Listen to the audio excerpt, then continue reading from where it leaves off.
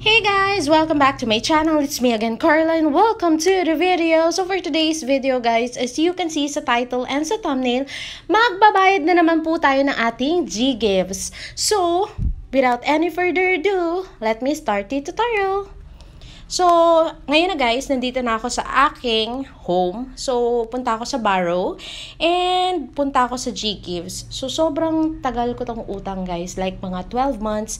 So, ngayon, napag-isip-isip ko, kailangan ko na talaga siyang bayaran in advance para kahit paano may makuha kong cashback.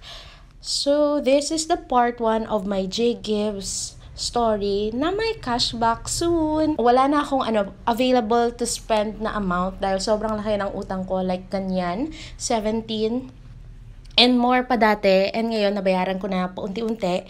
And what I will do is I will go to manage, and as you can see, meron akong as of December 2 na total due, and hindi pa siya due guys. As you can see, every month meron akong 1,974.11 pesos na nag-due on December 20. Pero ngayon, dahil gusto ko na siyang bayaran guys, as you can see, meron akong G-Gives balance na 5,922.35. So, ayan siya.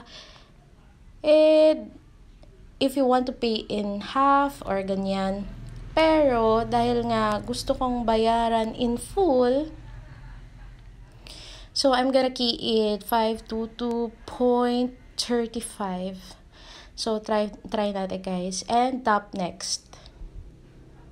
And, pay. So, ayan na guys, nakapagbayad ako ng aking G-Gives due. So, as you can see, wala na akong pera. Punta ulit ako sa G-Gives, I will check in kung magkano ba ulit yung offer sa akin ni GCash. So, ayan na, bumaba na yung aking available spend into 5,000 pesos. Na dati guys is around like 25,000.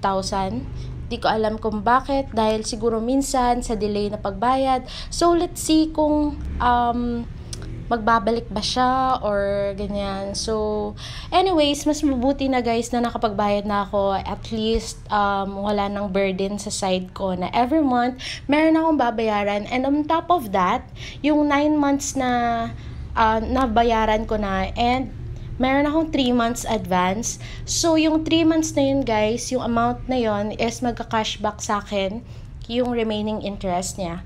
And let's see my G-Loan guys. So, sa G-Loan ko, yung offer niya sa akin is 1,500. And every month, ina-advance pay ko din siya.